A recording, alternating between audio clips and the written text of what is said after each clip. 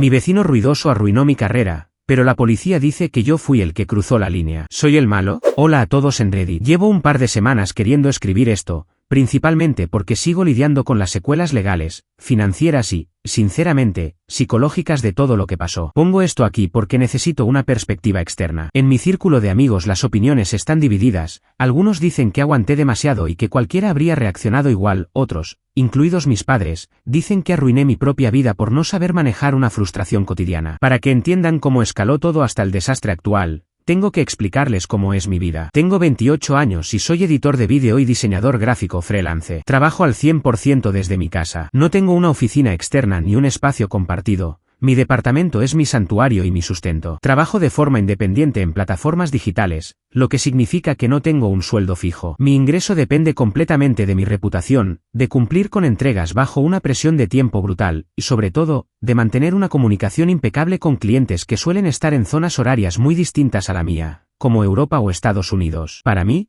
un retraso de 10 minutos en una videollamada o un archivo que no se envía a tiempo por un problema de conexión puede significar la pérdida de un contrato de miles de dólares. Mi vida es mi computadora, mis audífonos y el silencio que necesito para concentrarme en los detalles del audio y el ritmo de los cortes de vídeo. Hace 1 año y medio logré mudarme a un edificio de departamentos de clase media. El lugar no es lujoso, pero la zona es tranquila. Es un complejo de 3 pisos con muros de concreto que, a primera vista, parecían sólidos, pero que con el tiempo descubrí que tienen el grosor de un cartón cuando se trata de aislar frecuencias bajas. Mi departamento está en el 2.º piso, justo al final del pasillo. Durante los primeros 6 meses, el lugar era el paraíso. Al lado vivía una pareja de contadores de la tercera edad que apenas hacían ruido. Yo podía trabajar 12 horas seguidas, programar mis videollamadas a las 3 de la mañana si el cliente era de España, y dormir de forma intermitente sin que nada perturbara mi rutina. Mi rendimiento laboral subió y empecé a asegurar clientes más grandes. Todo cambió cuando los señores de al lado vendieron el departamento y se mudaron a una casa más pequeña en las afueras. A las pocas semanas, llegó el nuevo propietario, Héctor, un tipo de 31 años que trabaja como supervisor de logística en una gran empresa de distribución. La primera vez que lo vi fue en el pasillo, cargando una televisión enorme. Me pareció el típico sujeto carismático y amiguero. Se presentó de inmediato, me dio un saludo de manos firme y me dijo que si alguna vez necesitaba ayuda con algo del departamento o del auto,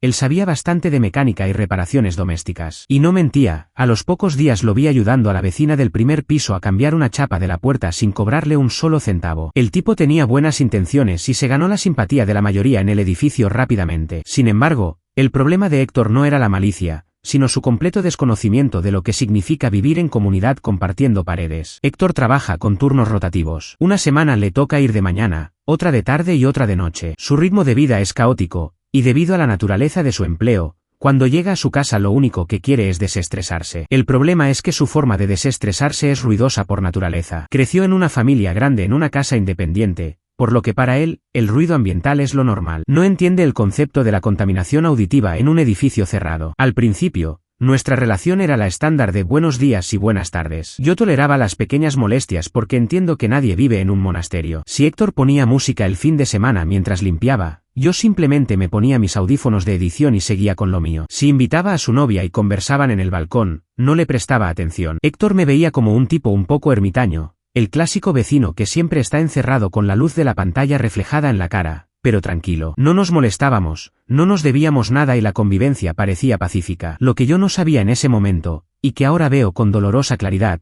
es que el estrés laboral, la falta de descanso y mi propia incapacidad para poner límites verbales claros desde el primer segundo estaban creando una bomba de tiempo en mi cabeza. Estaba convencido de que ignorar las cosas era la forma más madura de llevar la fiesta en paz. Qué equivocado estaba. Las pequeñas gotas de agua empezaron a caer, una por una, directo sobre mi paciencia, hasta que el vaso terminó por desbordarse por completo. El primer quiebre real en mi tranquilidad ocurrió a los 7 meses de la llegada de Héctor, justo cuando le asignaron de forma fija el turno nocturno de logística. Para él, la medianoche era la mitad de su jornada laboral, y las 2 o 3 de la mañana eran su equivalente a la tarde. Mi cuerpo, por el contrario, funciona bajo el ritmo del desgaste acumulado del día. La primera señal de advertencia seria llegó una madrugada de martes, a las 2:14 de la madrugada. Yo tenía que entregar un paquete de vídeos corporativos a las 8 de la mañana para una empresa en Monterrey. Estaba en la fase final de renderizado, cabeceando frente al monitor. De pronto, el silencio de la noche fue destruido por un golpe seco que hizo vibrar el marco de mi propia entrada. Héctor había llegado de su turno. No lo hacía con la intención de molestar, simplemente su lenguaje corporal es pesado,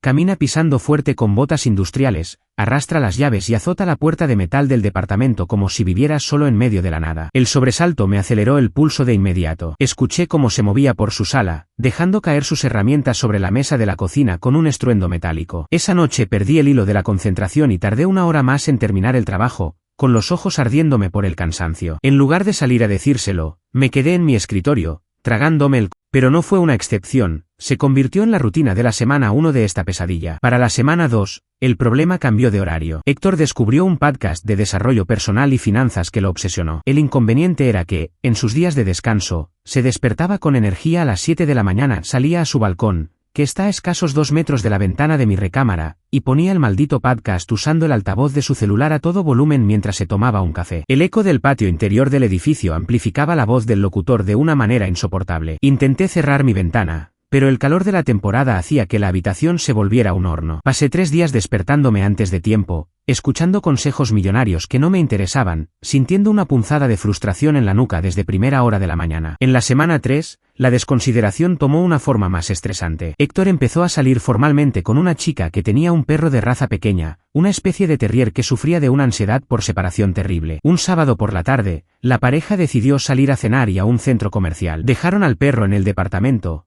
pero el animal, al verse solo, se plantó junto a la puerta principal y comenzó a llorar y a rascar la madera. El sonido agudo, intermitente y desesperado se filtraba por todo el pasillo común y entraba directo a mi estudio. Fueron 3 horas continuas. Yo estaba tratando de masterizar el audio de un cortometraje independiente y cada 5 segundos se colaba el eco de un aullido en mis auriculares de monitoreo. Me puse de un humor de perros, pero de nuevo, mi naturaleza pasivo-agresiva me dominó. En lugar de llamarlo por teléfono, me limité a subirle el volumen a mis audífonos hasta que me dolió la cabeza. Para la semana 4, la situación empezó a manifestarse en el espacio físico. Un lunes por la mañana salí a recibir un paquete de mensajería y casi me tropiezo con una bolsa de basura negra colocada justo a un lado de mi marco. Héctor la había sacado de su departamento la noche anterior, supuestamente para llevarla al contenedor general por la mañana, pero lo olvidó al irse rápido al trabajo. La bolsa llevaba ahí al menos 12 horas y había comenzado a gotear un líquido oscuro y maloliente que manchó el piso de loseta clara del pasillo. Sentí una oleada de asco y furia. En lugar de tocar su puerta o dejarle un mensaje maduro, decidí usar el pie para empujar la bolsa mojada un par de metros, dejándola exactamente a la mitad de su entrada, esperando que entendiera el mensaje sin necesidad de que yo abriera la boca. Cuando regresé por la tarde, la bolsa ya no estaba, pero la mancha seguía ahí. Nadie limpió. La semana 5 fue el punto donde mi trabajo se vio afectado directamente por primera vez. Un martes a las 11 de la mañana, tenía una videollamada crucial con el director de una agencia de publicidad de la Ciudad de México para cotizar un proyecto de 6 meses. Apenas llevábamos 5 minutos de reunión cuando Héctor comenzó a limpiar su departamento. Utilizaba una aspiradora industrial vieja cuyo motor emitía un silbido ultrasónico y un zumbido sordo que atravesaba el muro como si fuera de papel. El micrófono de mi computadora comenzó a captar el ruido de fondo. El cliente frunció el ceño y me preguntó si había una construcción dentro de mi casa. Tuve que pedir disculpas 3 veces, apagar mi cámara para intentar configurar un filtro de cancelación de ruido en el software y pasar el resto de la llamada con los nervios de punta, temiendo que pensaran que mi espacio de trabajo no era profesional. Ese mismo día, durante la semana 6, decidí que ya había sido suficiente. Busqué el número de Héctor en el chat grupal del edificio y le envié el primer mensaje de texto directo. Fui increíblemente educado,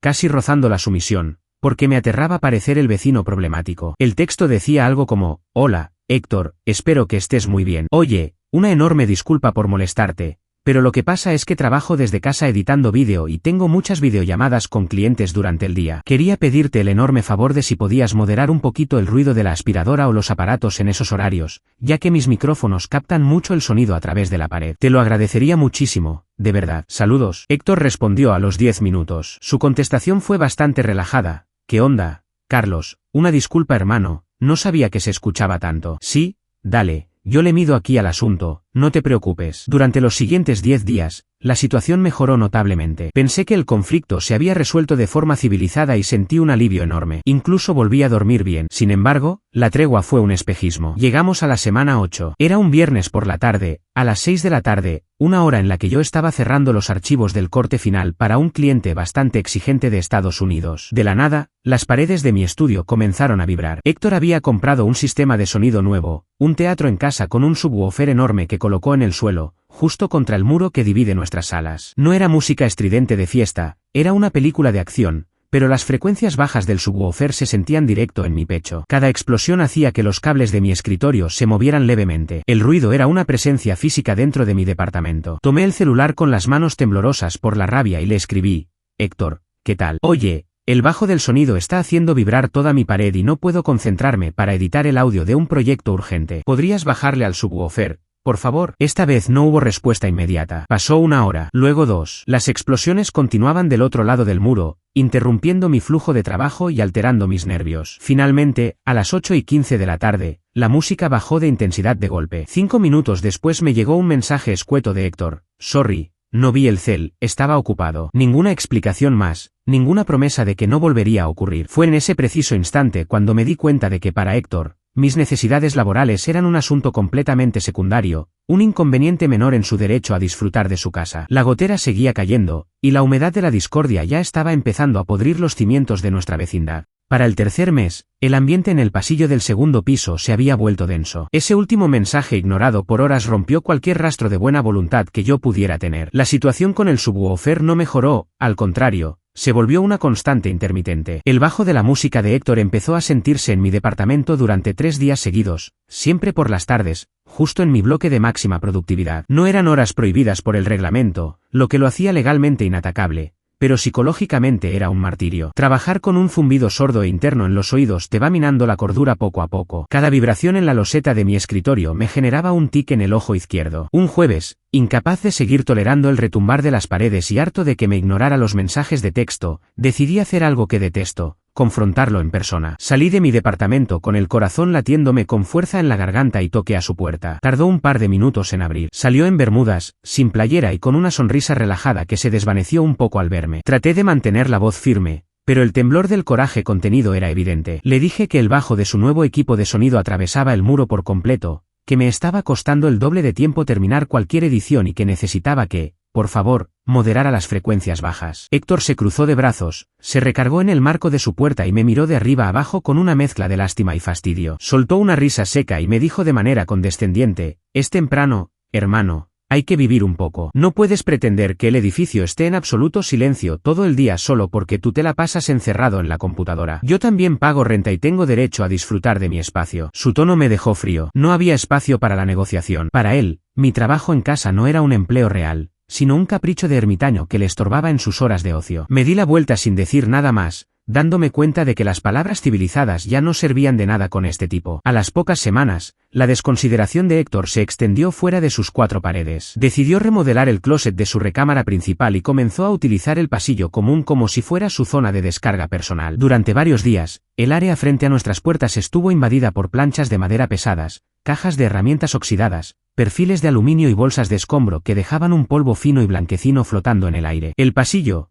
que ya de por sí era estrecho, quedó reducido a un espacio donde apenas cabía una persona de lado. Para mí, tener que esquivar sus cosas cada vez que salía a recibir un paquete o a tirar la basura se convirtió en un recordatorio diario de su falta de respeto. Una tarde, regresando cargado con las bolsas del supermercado, tropecé con una caja de tornillos que Héctor había dejado tirada en el suelo. Las bolsas se rompieron y las cosas rodaron por la loseta mugrosa. En ese momento, la frustración acumulada me nubló el juicio. En lugar de tocar su puerta y exigirle que limpiara, regresé a mi estudio. Tomé una nota adhesiva de color amarillo brillante y escribí con letras grandes y furiosas: el pasillo es un área común y de evacuación, no es tu bodega personal. Mueve tus cosas de inmediato. Salí y la pegué justo en el centro de la caja de herramientas más grande. Fue un acto cobarde, pasivo-agresivo en su máxima expresión, pero sentí una satisfacción momentánea al reclamar un poco de control sobre mi entorno. La respuesta de Héctor a mi nota fue un ejercicio de malicia legal impecable. No salió a gritarme, ni quitó las cajas de inmediato. Hizo algo mucho peor: leyó el reglamento interno del edificio minuciosamente para usarlo en mi contra. El estatuto del condominio estipulaba que las horas de silencio obligatorio comenzaban estrictamente a las 10 de la noche Al día siguiente de haberle dejado la nota, Héctor encendió su sistema de sonido a un volumen considerablemente más alto que el habitual a las 6 de la tarde. Puso una lista de reproducción de música comercial con los bajos al máximo. No rompió la ley del edificio, se mantuvo exactamente dentro del límite permitido de decibelios para el horario diurno,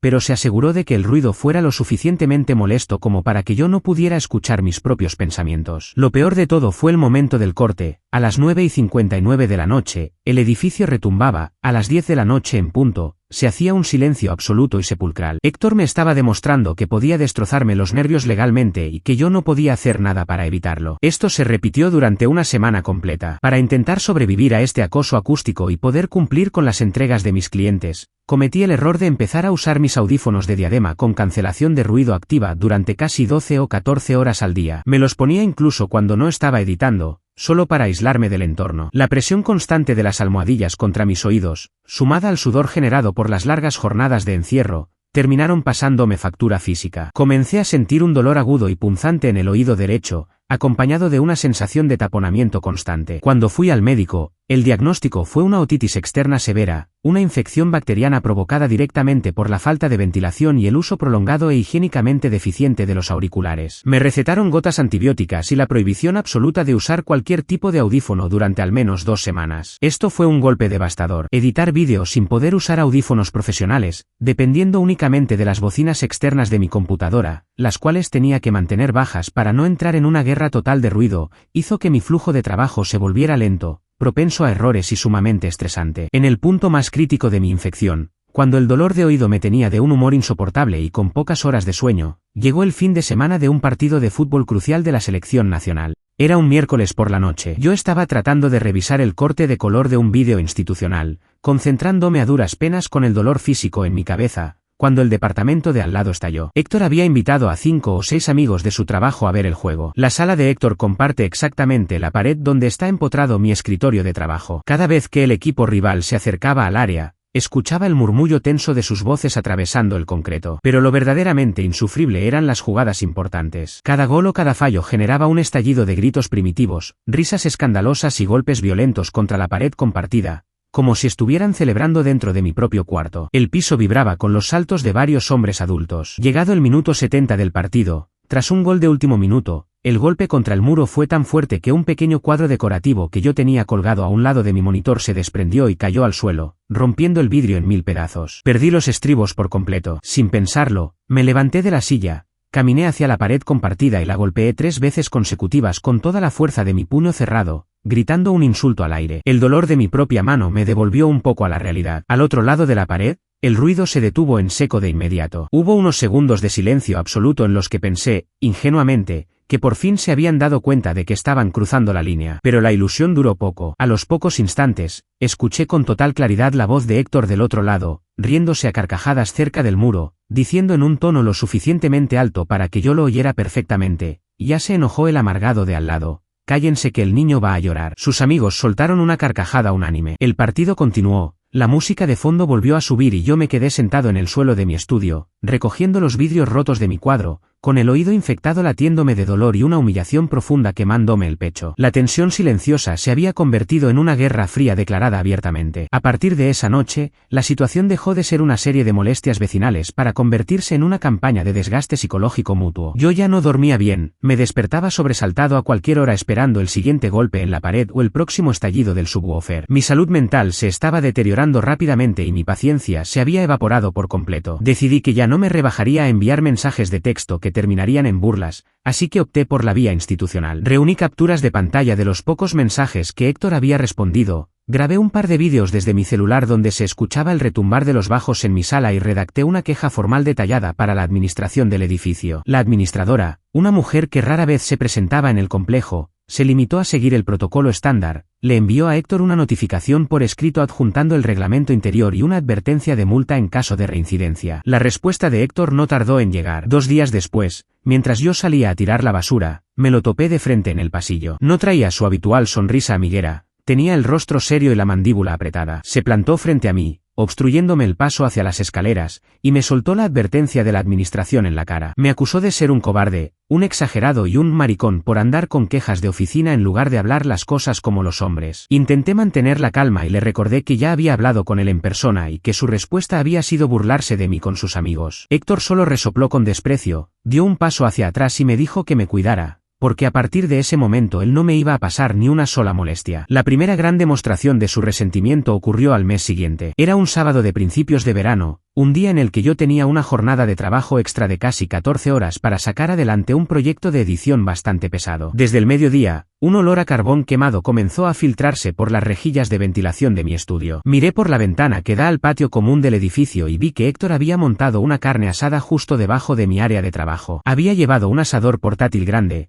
3 hieleras con cerveza y había invitado a casi una docena de personas, incluyendo a varios familiares ruidosos. Durante más de 8 horas, el humo denso y grasoso de la carne se metió por completo a mi departamento, obligándome a cerrar todas las ventanas y a sofocarme con el calor. El ruido de las risas estruendosas, los brindis, la música norteña sonando desde una bocina portátil y los niños corriendo por el patio interior hicieron que concentrarme fuera una tarea absolutamente imposible. Cada vez que intentaba exportar un clip o revisar los niveles de audio, el estruendo de abajo me obligaba a detenerme. Ese sábado perdí todo el día de trabajo y mi nivel de frustración alcanzó un punto de no retorno. La venganza, o lo que en mi mente distorsionada por el cansancio pareció una retribución justa, llegó unas semanas más tarde. Regresaba a casa a las 2 de la mañana después de haber ido a cenar con unos amigos para intentar despejarme. Al entrar al estacionamiento subterráneo del edificio, vi el auto de Héctor. El complejo tiene cajones asignados muy estrechos, delimitados por líneas amarillas pintadas en el concreto. El vehículo de Héctor estaba mal estacionado, invadiendo casi 15 centímetros de mi cajón, lo que me obligaba a maniobrar de mala manera en un espacio ya de por sí incómodo para poder bajar mis cosas de la cajuela. Ver su auto invadiendo mi espacio fue la gota que derramó el vaso de mi cordura. Apagué el motor de mi coche, me quedé sentado en el asiento en la oscuridad del sótano durante un minuto completo, escuchando el silencio y sintiendo cómo la sangre me hervía en las sienes. Abrí la guantera, saqué un clavo viejo y oxidado que guardaba en la caja de herramientas de emergencia y me bajé.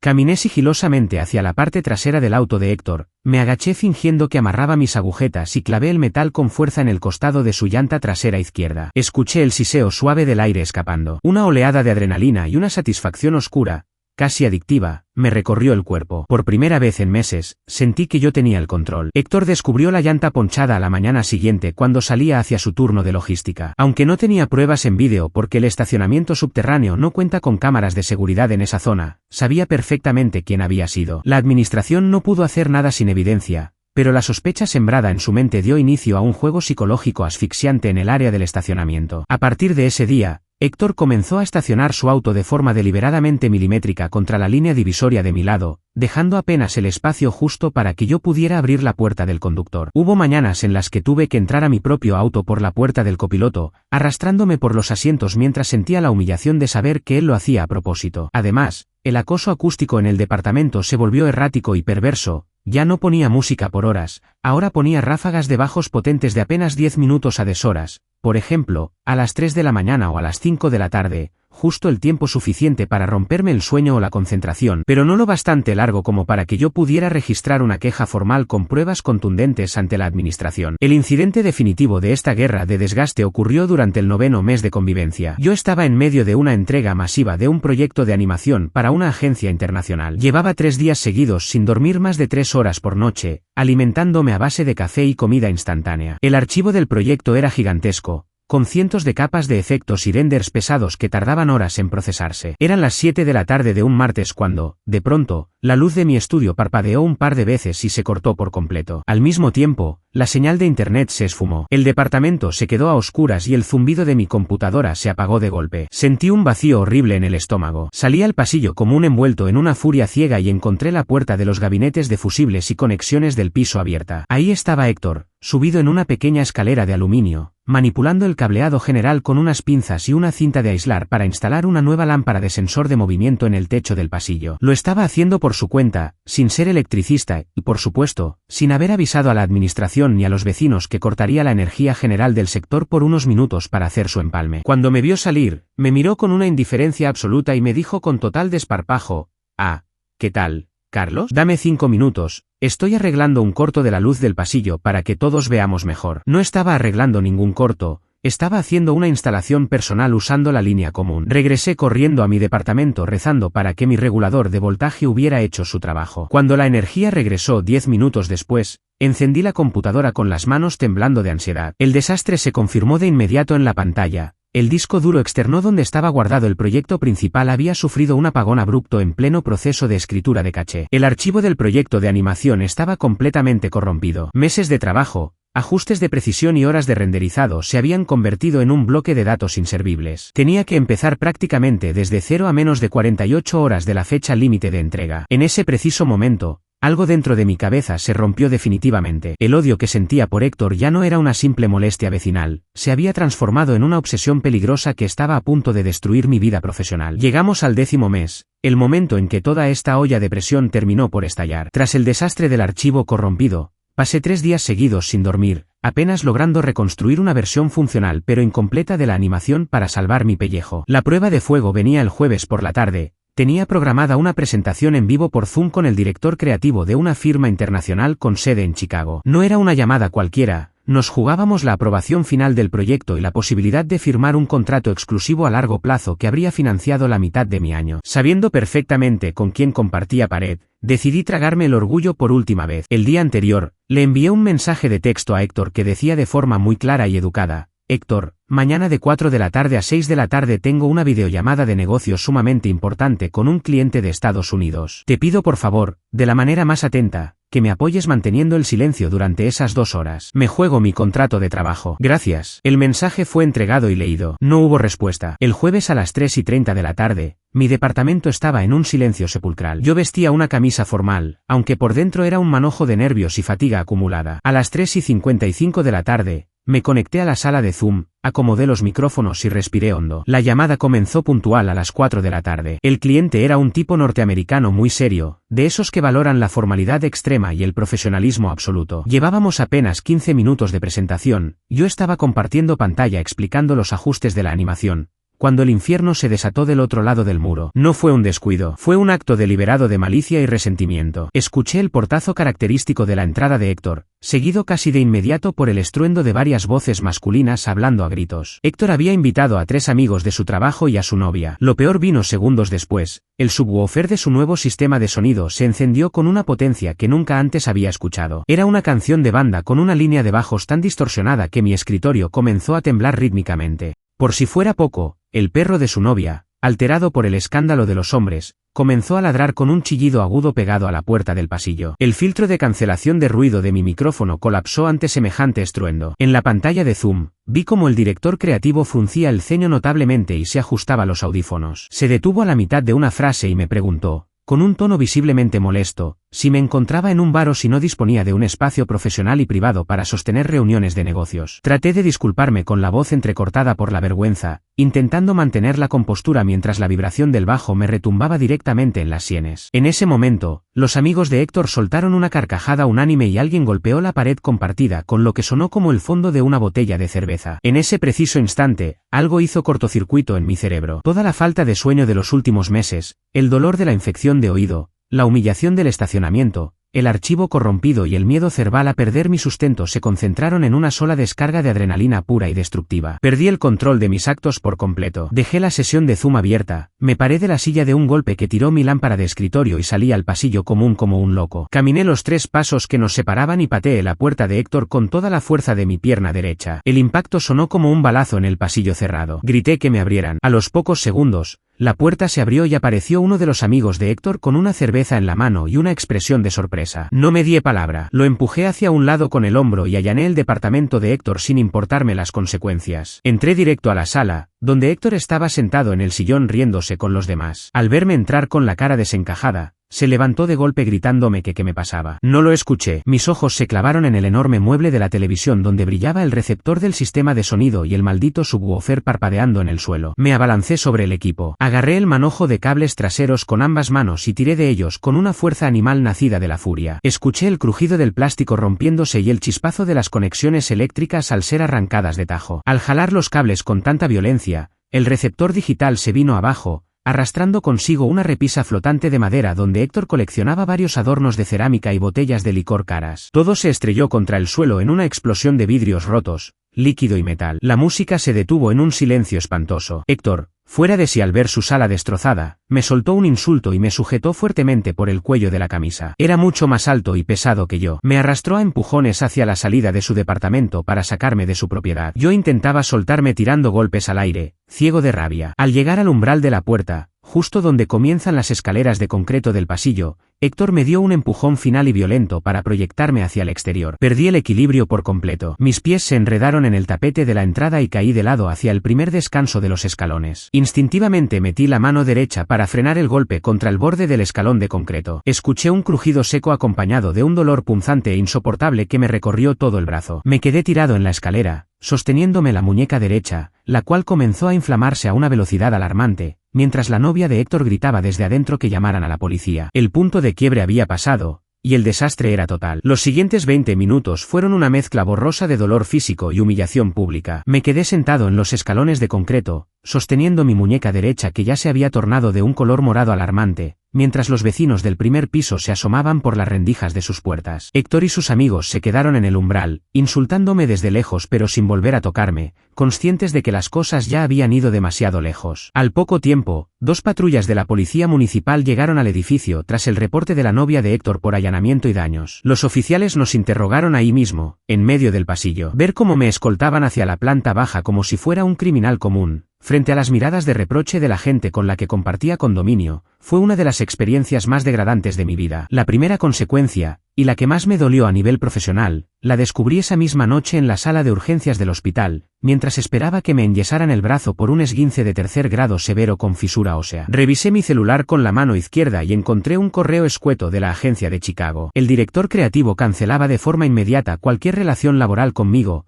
citando una falta absoluta de profesionalismo, un entorno de trabajo inaceptable y un comportamiento errático durante una comunicación oficial. No hubo espacio para explicaciones. Perdí el contrato, perdí los miles de dólares que representaba, y para colmo de males, la lesión en la muñeca derecha me dejó completamente incapacitado para usar el mouse y editar de manera fluida durante las siguientes 6 semanas. Mi única fuente de ingresos quedó congelada por mi propio arrebato. Las repercusiones legales no fueron menores. Al no haber antecedentes penales de ninguno de los dos, el caso no escaló a un juicio penal mayor, pero fuimos citados formalmente a un juzgado cívico para resolver las denuncias cruzadas. Héctor me demandaba por allanamiento de morada y daños a la propiedad por el sistema de sonido y los adornos destrozados. Yo lo denunciaba a él por lesiones físicas debido al empujón que me fracturó la muñeca. Tras 2 audiencias desgastantes llenas de tensión, caras largas y asesorías legales costosas, el juez nos obligó a llegar a un acuerdo reparatorio mutuo para evitar un proceso más largo. Terminé pagando una cantidad ridícula de dinero para cubrir la reparación de su equipo de sonido y la repisa, mientras que Héctor tuvo que hacerse cargo de una parte proporcional de mis facturas médicas del hospital. Nadie ganó. Ambos perdimos dinero que no nos sobraba. A nivel vecinal, el edificio se volvió un entorno hostil. La administración nos impuso una multa económica severa a ambos por violar el reglamento de convivencia, alterar el orden público y provocar el ingreso de la fuerza policial al complejo. El resto de los condóminos comenzó a tratarnos con un desprecio evidente. Para ellos, ya no éramos el editor tranquilo ni el supervisor de logística amiguero, éramos los 2 tipos desquiciados del segundo piso que se habían agarrado a golpes por un problema de ruido. La tensión en el pasillo era tan densa que salía a tirar la basura con el miedo constante de encontrármelo de frente en las escaleras. Ya no nos decíamos nada, ni siquiera nos mirábamos, pero el silencio resentido era casi peor que la música a todo volumen. Finalmente, 3 meses después del incidente, el contrato de arrendamiento de mi departamento venció. Obviamente, la administración me notificó con semanas de anticipación que no se me permitiría renovar bajo ninguna circunstancia. Debido al estrés acumulado, el daño colateral en mi reputación laboral con otros clientes locales que se enteraron del chisme, y el dinero perdido en multas y gastos médicos, tuve que empacar mis cosas con el brazo apenas recuperado y mudarme a una pequeña casa independiente en las afueras de la ciudad. Pago más renta y el trayecto a los lugares es más largo, pero al menos no comparto paredes con nadie. Héctor se quedó en el edificio, pero sé por un vecino con el que aún hablo que su reputación quedó arruinada. La administración vigila cada paso que da y los demás vecinos le cortaron el saludo por completo. Mirando hacia atrás, sigo procesando todo. Sé que Héctor fue un desconsiderado, un egocéntrico y un pésimo vecino que usó el reglamento para acosarme. Pero al final del día, soy yo quien terminó en el hospital, quien perdió al cliente más importante de su carrera y quien cruzó la línea de la legalidad al meterse a una propiedad ajena a destrozar cosas por un ataque de ira. Así que les pregunto a ustedes, Reddit, ¿fui yo el idiota por haber explotado de esa manera, o simplemente reaccioné como cualquier ser humano al que le destruyen la cordura y el sustento poco a poco?